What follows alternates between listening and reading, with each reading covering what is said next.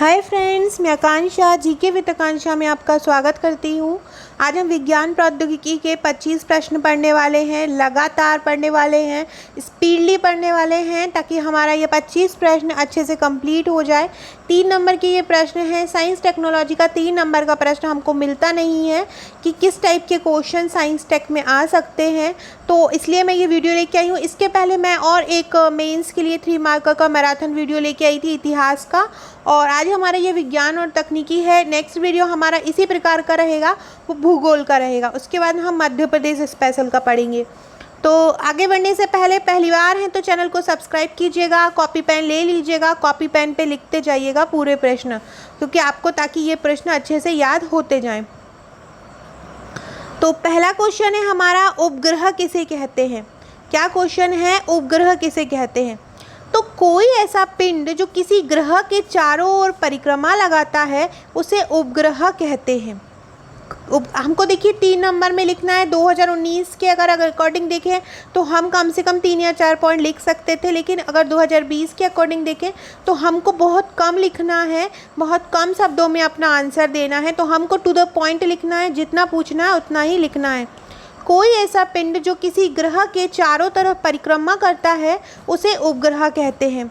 चंद्रमा पृथ्वी का एकमात्र उपग्रह है। देखिए चंद्रमा पृथ्वी का एकमात्र, यहाँ पे उपग्रह के साथ प्राकृतिक भी लिख दीजिएगा, क्योंकि जो उपग्रह होते हैं 2 प्रकार के होते हैं, एक आर्टिफिशियल होते हैं और एक नेचुरल, मतलब एक कृत्रिम होते हैं और एक प्राकृतिक होते हैं।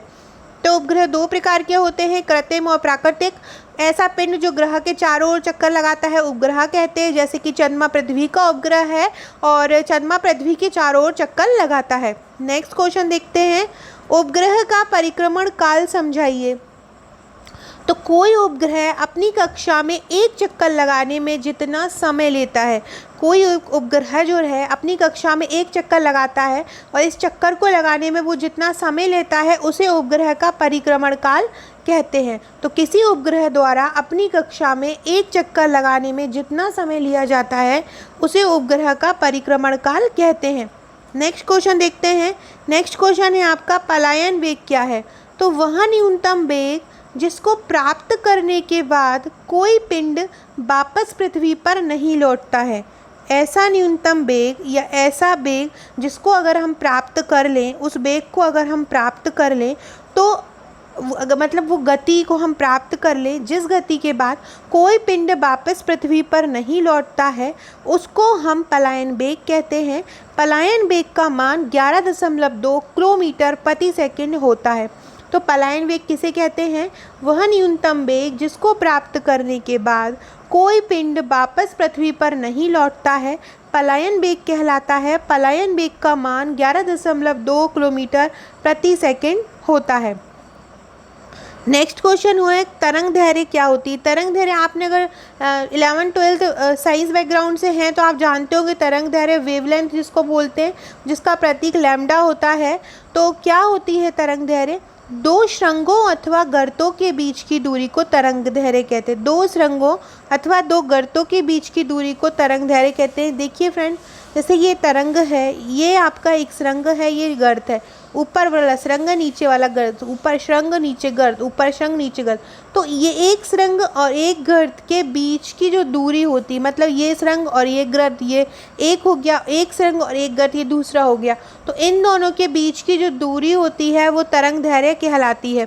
तो 2 सुरंगों अथवा 2 गर्तों के बीच की दूरी तरंग दैर्घ्य कहलाती है। 2 सुरंगों अथवा 2 गर्तों के बीच की दूरी को हम तरंग दैर्घ्य कहते हैं। नेक्स्ट क्वेश्चन है, भू स्थिर उपग्रह को समझाइए। क्या है, भू स्थिर उपग्रह को समझाइए। देखिए कोई वर्ड तो हमें क्वेश्चन से ही समझ में आता है। भू स्थिर, भू से मतलब होता है आपका धरती, और स्थिर मतलब स्थित। तो भू स्थिर उपग्रह को हमको समझाना है। तो भू स्थिर उपग्रह को हम क्या लिखेंगे इसमें कि ऐसे भू स्थिर उपग्रह जो होते हैं प्राकृतिक नहीं होता है, कृत्रिम उपग्रह होता है। तो ऐसे कृत्रिम उपग्रह जिसका परिक्रमण काल पृथ्वी के परिक्रमण काल के बराबर होता है और जिसके सापेक्ष जो पृथ्वी के सापेक्ष स्थिर रहता है। तो ऐसा कृत्रिम उपग्रह जिसका परिक्रमण काल पृथ्वी के परिक्रमण काल के बराबर होता है और जो पृथ्वी के सापेक्ष स्थिर होता है भू स्थिर उपग्रह कहलाता है। इनका प्रयोग किस किस में होता है? संचार उपग्रह के रूप में होते हैं, सूचना को एक स्थान से दूसरे स्थान तक पहुंचाने में। सेकेंडली, दूरदर्शन और रेडियो के प्रसारण में भी इसका उपयोग होता है। तो भूस्थिर उपग्रह किसे कहते हैं? ऐसा कृत्रिम उपग्रह जिसका परिक्रमण काल पृथ्वी के परिक्रमण काल के बराबर होता है, मतलब जो पृथ्वी परिक्रमण कर रही है वही उपग्रह परिक्रमण करेगा। भूस्थिर उपग्रह हम पहुंचाते हैं पृथ्वी के चारों ओर। देखिए, हमने पहले पढ़ा उपग्रह किसे कहते हैं? जो पृथ्वी की परिक्रमा करता हो, जो किसी ग्रह की परिक्रमा करता हो। अब हमको उपग्रह बनाना है और भूस्थिर उपग्रह बनाना है, मतलब भू के चारों ओर करने वाला कृत्रिम उपग्रह बनाना है। तो ये वही परिक्रमण काल करेगा जो धरती करेगी। फ्रेंड्स, यही मेरे नोट्स हैं। आप मेरे विज्ञान प्रौद्योगिकी के नोट्स परचेज कर सकते हैं, जिसमें आपको 3 मार्कर, 6 मार्कर, 15 मार्कर, या नए सिलेबस के अकॉर्डिंग बोलें तो 3 मार्कर, 5 मार्कर, 11 मार्क्स की आंसर राइटिंग मिल जाएगा। क्वेश्चन आंसर फॉर्म में है मेरे नोट्स, इसी प्रकार से हैं जैसे आप पढ़ रहे हैं, जिनसे आप पढ़ रहे हैं यही मेरे नोट्स हैं। मेरे नोट्स सभी हैंड रिटन हैं और फ्रेम्ड किया हुआ है, तो आप इन्हें आज ही परचेज़ कर सकते हैं। अभी रिसेंटली इनकी प्राइस है 300 रुपीज़, तो आप 300 रुपीज़ दे के इसको प्राप्त कर सकते हैं। नेक्स्ट क्वेश्चन है, साइबर स्पेस को समझाइए। साइबर स्पेस क्या होता है? तो नंबर 1, ये कंप्यूटर का संजाल है। क्या है? मतलब कंप्यूटर के जालों का एक नेटवर्क है। तो कंप्यूटर का एक संजाल है साइबर स्पेस। ये आपस में जटिल संप्रेषण प्रौद्योगिकी द्वारा संबद्ध होते हैं।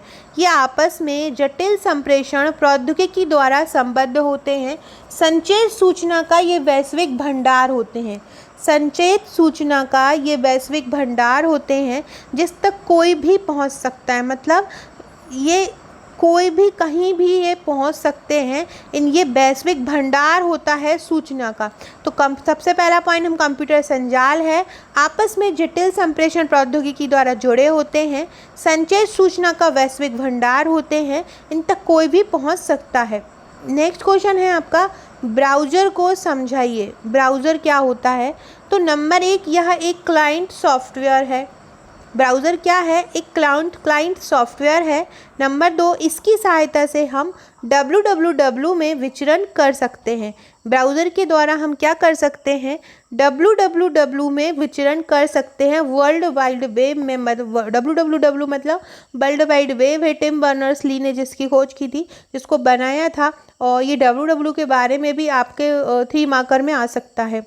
और ब्राउज़र के बारे में हम तीसरा पॉइंट क्या लिखेंगे कि इसकी सहायता से कंप्यूटर पर हाइपर टेक्स्ट डॉक्यूमेंट देख सकते हैं। हाइपर टेक्स्ट जो डॉक्यूमेंट हैं वो ब्राउज़र द्वारा देख सकते हैं। तो ब्राउज़र एक क्लाइंट सॉफ्टवेयर है, इसकी सहायता से हम www में विचरण कर सकते हैं। इसकी सहायता से कंप्यूटर पर हाइपर टेक्स्ट डॉक्यूमेंट देख सकते हैं। नेक्स्ट क्वेश्चन है, हैंडशेक क्या है? हैंडशेक को क्या बोलेंगे? तो 2 मॉडेम की परस्पर संपर्क स्थापित करने की क्रिया, ऐसी प्रक्रिया जिसमें 2 मॉडेम को बीच परस्पर संपर्क स्थापित किया जाता है। तो याद रखिएगा, हैंडशेक क्या है? 2 मॉडेम की परस्पर संपर्क स्थापित करने की क्रिया है। इसमें वेग, गलती सुधार, डेटा संपीड़न आम पहलू शामिल होते हैं। क्या क्या शामिल होता है इसमें? वेग, गलती सुधार, डेटा संपीड़न आम पहलू शामिल होते हैं। नेक्स्ट क्वेश्चन है आपका, फ्लॉपी डिस्क क्या है? नेक्स्ट क्वेश्चन क्या है? फ्लॉपी डिस्क क्या है? तो फ्लॉपी डिस्क डाटा स्टोर करने की एक युक्ति है। फ्लॉपी डिस्क क्या है? डाटा स्टोर करने की एक युक्ति है। कंप्यूटर इस पर फ्लॉपी ड्राइव के द्वारा डिजिटल संकेत रिकॉर्ड करता है। कंप्यूटर इस पर फ्लॉपी ड्राइव के द्वारा डिजिटल संकेत रिकॉर्ड करता है। याद रखिएगा, फ्लॉपी डिस्क में कंप्यूटर फ्लॉपी ड्राइव के द्वारा डिजिटल संकेत रिकॉर्ड करता है। डाटा स्टोर करने की एक युक्ति है। नेक्स्ट क्वेश्चन है आपका, डोमेन को समझाओ। तो ये नेट का एक उच्चतम उपविभाजित स्तर है। क्या लिखेंगे? नेट का उच्चतम उपविभाजित स्तर है। सामान्यतः किसी संगठन के प्रकार तथा किसी राष्ट्र को दर्शाने के लिए इसका प्रयोग करते हैं। नेट का उच्चतम उपविभाजित स्तर है किसी संगठन के प्रकार को, जैसे कि हम कोई यूज़ कर रहे हैं, कोई वेबसाइट का यूज़ कर रहे हैं तो आपको कोई दिखाई देता है कि जैसे कि हम अभी लिखते हैं .in लिखते हैं। .in हम इसलिए लिखते हैं क्योंकि हम इंडिया में रह रहे हैं। तो इस प्रकार से ऐसा स्तर, ऐसा चीज़ जो कि किसी राष्ट्र को बताने के लिए प्रयोग किया जाता है, किसी संगठन के प्रकार को बताता है, वो डोमेन कहलाता है और ये नेट का उच्चतम उपविभाजित स्तर होता है। तो इस प्रकार से हम ये 2 पॉइंट यहाँ पे मेंशन कर देंगे। नेक्स्ट क्वेश्चन है कैड क्या है। कैड का मतलब होता है, सी से होता है कंप्यूटर, ए से होता है एडेड और डी से होता है डिज़ाइन। तो कंप्यूटर एडेड डिज़ाइन, कैड का मतलब क्या होता है, कंप्यूटर एडेड डिज़ाइन। ये एक सॉफ्टवेयर है। सॉफ्टवेयर अभियंताओं मतलब जो सॉफ्टवेयर इंजीनियर होते हैं तथा आर्किटेक्ट जो रहते हैं द्वारा तकनीकी चीज़ बनाने में इनका प्रयुक्त होता है, डिज़ाइन वगैरह बनाते हैं, वो लोग इसका कंप्यूटर एडेड डिज़ाइन का यूज़ करते हैं। तो हम क्या लिखेंगे, CAT का फिर पहले हम फुल फॉर्म लिख लेंगे। कंप्यूटर एडेड डिज़ाइन यह एक सॉफ्टवेयर है, सॉफ्टवेयर अभियंताओं तथा आर्किटेक्ट्स द्वारा तकनीकी चीज़ बनाने में इसका प्रयोग होता है। नेक्स्ट क्वेश्चन है भौगोलिक सूचना तंत्र क्या होता है, समझाओ। भौगोलिक सूचना तंत्र को समझाओ। तो भौगोलिक सूचना तंत्र जो होता है वो संगणक पर आधारित होता है। किस पर आधारित होता है, संगणक पर आधारित होता है। इससे भू संदर्भित बहुचर आंकड़ों का प्रसंस्करण तथा विश्लेषण किया जाता है। इसमें क्या किया जाता है, भू संदर्भित बहुचर जो आंकड़े रहते हैं उनका प्रसंस्करण किया जाता है तथा विश्लेषण किया जाता है। इसके द्वारा वन क्षेत्रों, सड़कों तथा प्रशासनिक सीमाओं को दर्शाना आसान हो जाता है। तो भौगोलिक सूचना तंत्र में हम क्या लिखेंगे, GPS उसको बोलते हैं, GIS उसको बोला जाता है। इसके द्वारा वन क्षेत्रों, प्रमुख सड़कों तथा प्रशासनिक सीमाओं को दर्शाना आसान हो जाता है। तो भौगोलिक सूचना तंत्र क्या है, संगणक पर आधारित होता है। इससे भू संदर्भित बहुचर आंकड़ों का प्रसंस्करण तथा विश्लेषण किया जाता है। इसके द्वारा वन क्षेत्रों, प्रमुख सड़कों तथा प्रशासनिक सीमाओं को दर्शाना आसान हो जाता है। तो इस प्रकार हम इसका आंसर लिख देंगे। अब हम पढ़ेंगे global positioning system. Global positioning system क्या होता है, GPS जिसको बोलते हैं। तो अंतरिक्ष आधारित वैश्विक नौवहन उपग्रह ये तंत्र होता है। क्या है, अंतरिक्ष आधारित वैश्विक नौवहन उपग्रह ये तंत्र होता है। सभी मौसमों में किसी वस्तु की सटीक जानकारी देता है।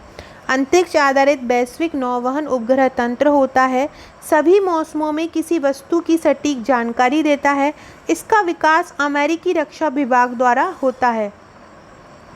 तो अंतरिक्ष आधारित वैश्विक नौवहन उपग्रह तंत्र है, सभी मौसमों में किसी वस्तु की सटीक जानकारी देता है और विकास अमेरिकी रक्षा विभाग द्वारा होता है। तो ये एक वैश्विक नौवहन उपग्रह तंत्र है।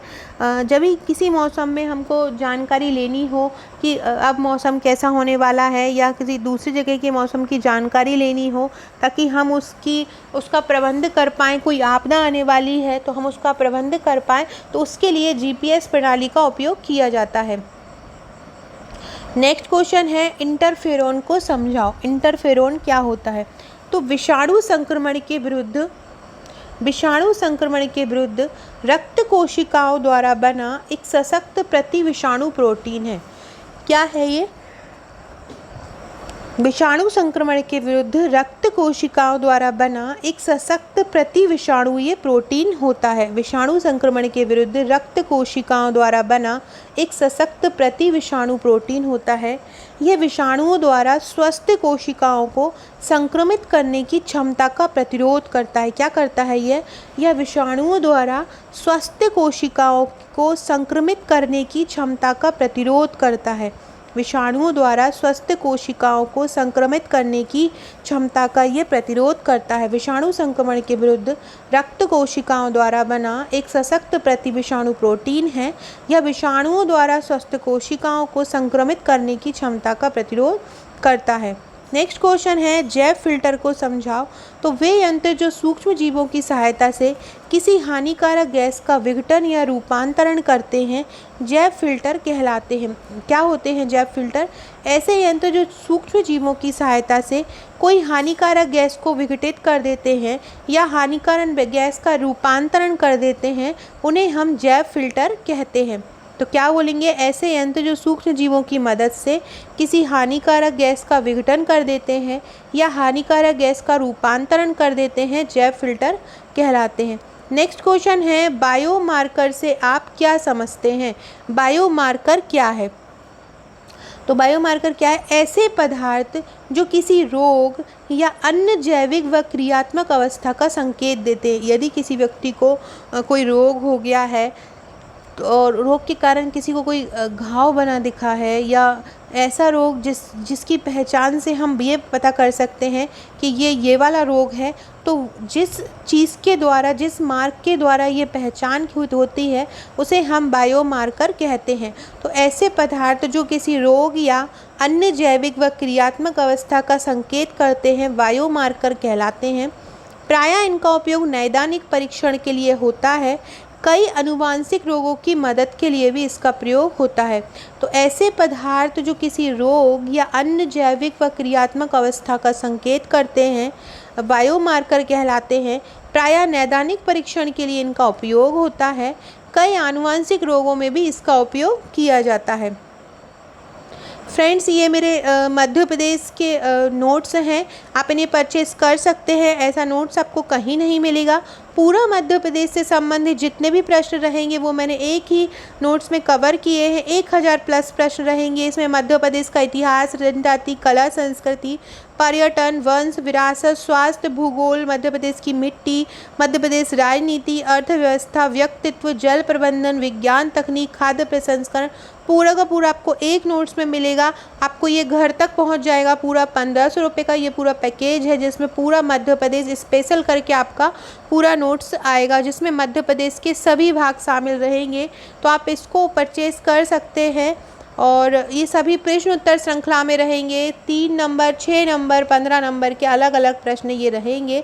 और इस प्रकार का जो नोट्स है वो तैयार नहीं हो पाता है आप लोगों के पास, क्योंकि एक जगह पे ये पूरा डाटा नहीं मिलता है। तो आप ये नोट्स के लिए अभी बुकिंग कर दीजिए, ताकि आपको 15 से 20 मई तक आपको ये नोट्स आपके घर तक पहुंच जाए। 1000 प्लस प्रश्न इसमें रहेंगे। तो चलिए स्टार्ट करते हैं। अगला क्वेश्चन है हमारा, नर्व गैस को समझाइए।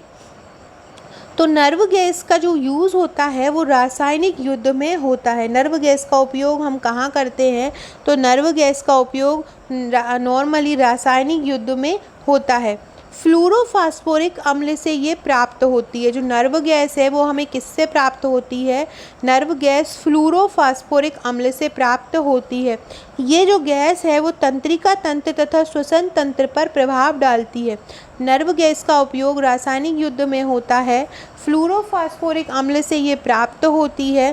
तंत्रिका तंत्र तथा श्वसन तंत्र पर यह प्रभाव डालती है। इस्तेमाल रासायनिक युद्ध में, जब रासायनिक युद्ध मतलब जब केमिकल जो युद्ध हो रहा होता है तो इसमें यूज़ किया जाता है। इसके द्वारा इसमें फ्लूरोफास्फोरिक अम्ल से इसको प्राप्त किया जाता है। और ये अगर इसका यूज़ हो जाए तो ये तंत्रिका तंत्र और श्वसन तंत्र पर प्रभाव डाल देती है। नेक्स्ट क्वेश्चन क्या है? रासायनिक हथियार, जिसके बारे में हम थोड़ा ऊपर ही पढ़ रहे थे। तो रासायनिक हथियार क्या है? तो उन हथियारों को रासायनिक हथियार कहते हैं जिनमें जहरीले रसायनों का उपयोग किया जाता है। ऐसे हथियार जिनमें जहरीले रसायनों का उपयोग किया जाता है, और अगर ये किसी व्यक्ति पे यूज़ हो जाए या किसी जगह पर यूज़ हो जाए तो पल भर में ही हज़ारों लाखों की तादाद में लोगों की मौत की नींद में सुला सकते हैं। तो अगर ये रासायनिक हथियार कैसे हैं, अगर इनका यूज़ कर लिया जाए तो ये पल भर में हज़ारों लाखों लोगों को मौत की नींद में सुला देते हैं। नेक्स्ट क्वेश्चन है, क्लोन को समझाओ। तो क्लोन एक जैविक रचना होती है। इसे गैर लैंगिक विधि द्वारा एक जनक से उत्पादित कर सकते हैं। किसके द्वारा? गैर लैंगिक विधि द्वारा। इसके लिए क्या होता है, ये बायोलॉजिकल स्ट्रक्चर है, इसमें एक जनक से उत्पादित होता है, या माता या पिता, किसी एक जनक से ये उत्पादित होता है। गैर लैंगिक विधि द्वारा होता है, इसलिए इसको क्लोन बोलते हैं। किसी जीव का वैसा ही प्रतिरूप बनाना क्लोन कहलाता है। जैसे कि एक डॉली नाम का हमने क्लोन बनाया हुआ था, तो क्लोन क्या है? ये एक जैविक रचना होती है। इसे गैर लैंगिक विधि द्वारा एक जनक से उत्पादित कर सकते हैं। किसी जीव का प्रतिरूप बनाना ही क्लोन कहलाता है। नेक्स्ट क्वेश्चन है, DRDO को समझाओ। DRDO मतलब रक्षा अनुसंधान और विकास संगठन। रक्षा अनुसंधान डिफेंस रिसर्च और विकास संगठन, डेवलपमेंट ऑर्गेनाइजेशन। तो इसकी स्थापना कब हुई थी? तो डीआरडीओ की स्थापना हुई थी जनवरी 1958 में। डीआरडीओ की स्थापना हुई थी जनवरी 1958 में, इसकी स्थापना हुई थी। और इसका फुल नाम है, वही मैंने आपको बताया है, defence research and development organisation, मतलब रक्षा अनुसंधान और विकास संगठन। इनका मूल मंत्र क्या है? वलस्य मूलम विज्ञानम, विज्ञान ही मूल जड़ है। विज्ञान की मतलब मेन जड़ जो है वो बल है, विज्ञान की मुख्य जड़ बल है। इसका क्या उद्देश्य है? ये उपकरणों का तकनीकी मूल्यांकन करता है, युद्ध प्रणाली को सुविधाजनक बनाता है और सैनिकों के मानवाधिकार को बनाए रखता है। स्थापना जनवरी 1958 में। डीआरडीओ रक्षा अनुसंधान विकास संगठन, मूल मंत्र वलस्य मूलम विज्ञानम, उपकरणों का तकनीकी मूल्यांकन करता है, युद्ध प्रणाली को सुविधाजनक बनाता है, सैनिकों के मानव अधिकार को बनाए रखता है। तो ये हो गया हमारा डीआरडीओ, मोस्ट इम्पॉर्टेंट टॉपिक है ये। नेक्स्ट क्वेश्चन है आपका, पीला केक क्या है? देखिए, जो यूरेनियम होता है वो येलो इस कलर का होता है, थोड़े से पीले कलर का होता है। तो ठोस यूरेनियम ऑक्साइड जो यौगिक है उसी को पीला केक बोला जाता है। किसको बोला जाता है? ठोस यूरेनियम ऑक्साइड को ही पीला केक बोला जाता है। और ये यूरेनियम ऑक्साइड का यौगिक है और इसके स्ट्रक्चर और इसके कलर के कारण ही इसको हम पीला केक बोलते हैं।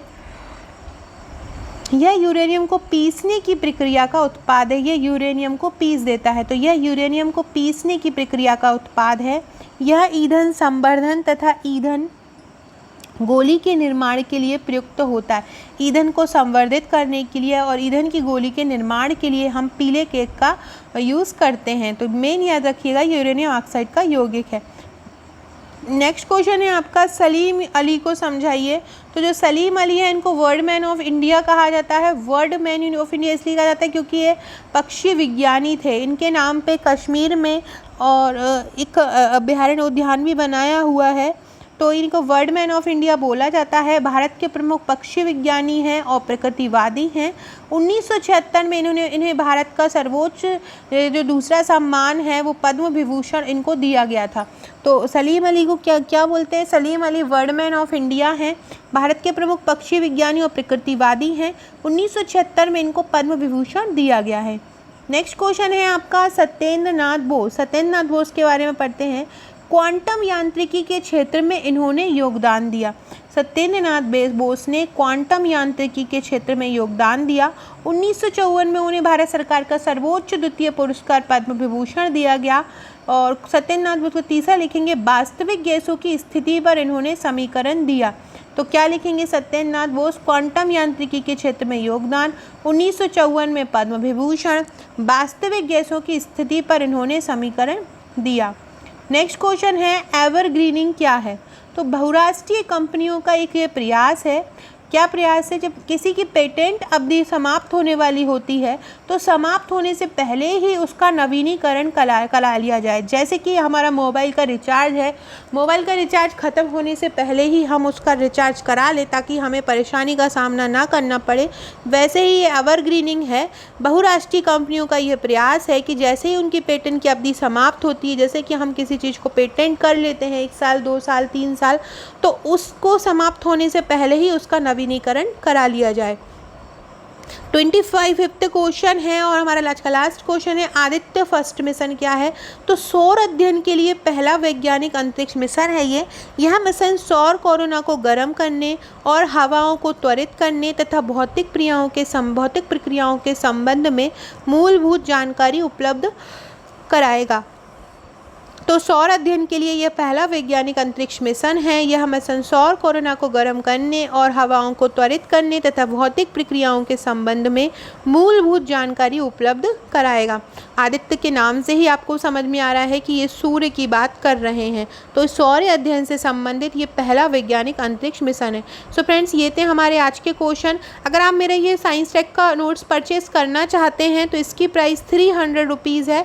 इस 300 रुपीज़ में आपको 3 मार्कर 6 मार्कर 15 मार्कर मिल जाएगा, पूरा टॉपिक मिल जाएगा। साथ में आपको इस प्रकार का एक पेड ग्रुप मिल जाएगा जिसमें आपको पर्यावरण पूरा आपको यहाँ पे कराया जाएगा, ऊर्जा का टॉपिक पूरा कवर कराया जाएगा। साथ में साइंस टेक के करंट के कोई भी क्वेश्चन अगर एग्ज़ाम में आते हैं और बनते हैं एग्ज़ाम हमारे मेंस होने तक, तो वो आपको इस ग्रुप में अपडेट कर दिया जाएगा और नई नई आंसर फ्रेमिंग आपको दिए जाती रहेंगी। ये सभी सब्जेक्ट के ग्रुप है, मेरे जितने नोट्स रेडी हैं उन सब्जेक्ट का मैंने ये ग्रुप बनाया है। इनमें आप ऐड हो के और आंसर फ्रेमिंग कर सकते हैं। साथ में ये मेरे अलग अलग नोट्स हैं, आप इनको परचेज़ कर सकते हैं अलग अलग सब्जेक्ट का। एमपी का मैं आपको बता चुकी हूँ, एमपी का जो नोट्स है वो सबसे स्पेशल है क्योंकि इसमें आप बहुत सारे अच्छे मार्क्स को स्कोर कर सकते हैं। भले ही 2019 हो 2020 हो, सबके लिए ये बहुत महत्वपूर्ण एक टॉपिक है। आपके हर पेपर का ये रामबाण नोट्स है, तो आप इसको ज़रूर लीजिएगा और आप मेरे को व्हाट्सअप कर सकते हैं। व्हाट्सअप नंबर मैंने हर पेज पे लिखा हुआ है, तो आप किसी भी नंबर पे जाके मुझे व्हाट्सअप कर सकते हैं। वीडियो अच्छा लगा हो तो लाइक शेयर ज़रूर कीजिएगा। नेक्स्ट हम मैराथन जो वीडियो लेके आएंगे ज्योग्राफी की लेके आएंगे, और आप डिस्क्रिप्शन में दी लिंक से व्हाट्सअप और टेलीग्राम ग्रुप से जुड़ सकते हैं। Okay friends, thank you.